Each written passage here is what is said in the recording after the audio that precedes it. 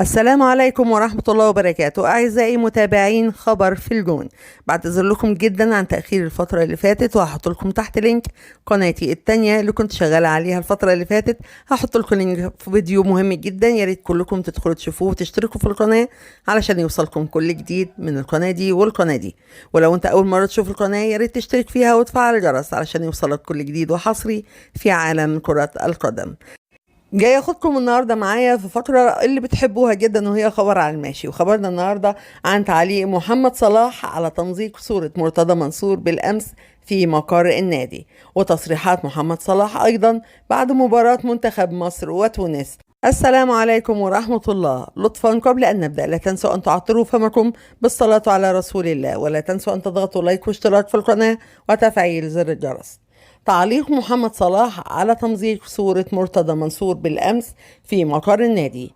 كشفت تقرير صحفية إنجليزية أن نادي اتحاد جدة السعودي يرفض التخلي عن ضم محمد صلاح نجم فريق ليفربول الإنجليزي، إذ ينتظر أن يعود النادي بعرض جديد في فترة الانتقالات الشتوية يناير المقبل.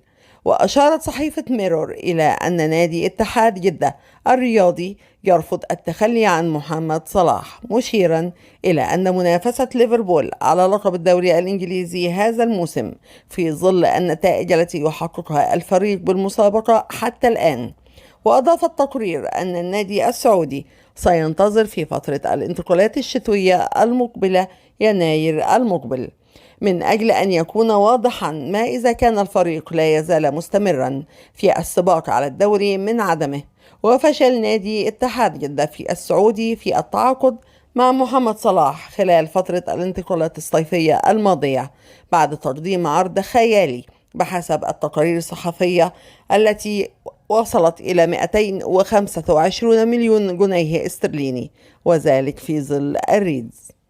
ولحد هنا يكون انتهى الخبر بتاعنا على الماشي، وما تنساش تدخل على التعليق المثبت واللينك وتشترك في القناة عشان يوصلك كل جديد. وكمان لطفا وليس أمرا ما تنساش لايك الفيديو وشير علشان يوصل لأكبر عدد من المتابعين. كنتم مع خبر في الجون.